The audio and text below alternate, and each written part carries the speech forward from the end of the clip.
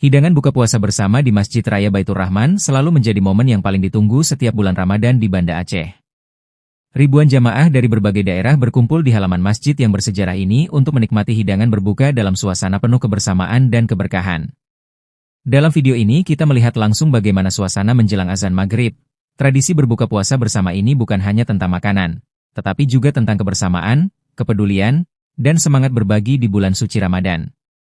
Masjid Raya Baitur Rahman menjadi saksi indahnya kebersamaan masyarakat Aceh yang datang dengan penuh rasa syukur. Jika kamu ingin merasakan suasana Ramadan yang berbeda, momen seperti ini adalah gambaran nyata betapa hangatnya budaya berbagi di Aceh. Tonton sampai selesai untuk melihat suasana penuh haru saat ribuan jamaah menikmati hidangan berbuka bersama.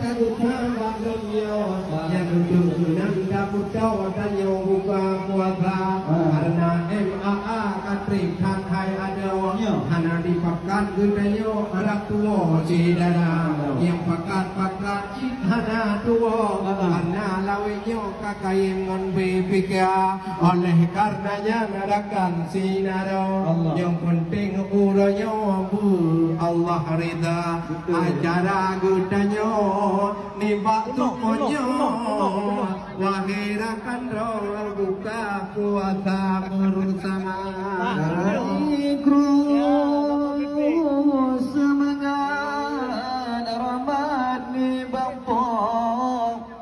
kena obomo katanya rasa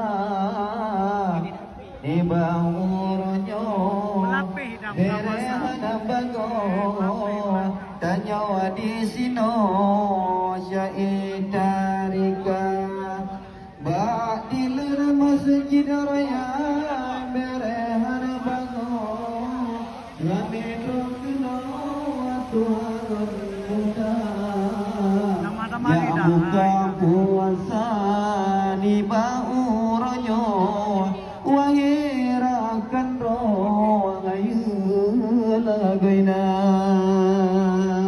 ya memang tan hayu di bauranyo betul ya pat hai ada idang tikana dari biro ekonomi Aceh gedanya ya hai ada buka puasa bersama. Mudah-mudahan ekonomi Aceh nyawa upahai ada penting lagoina belum masalah yumu hek talimu ngai ada yang tunggu ceh yang publo luar biasa yang bide ekonomi Aceh berengan bago niba uranyo partisipasi cukup raya yo idang kageba cilehan bago monyo atau luar biasa yang kalon tiamano lupo han bago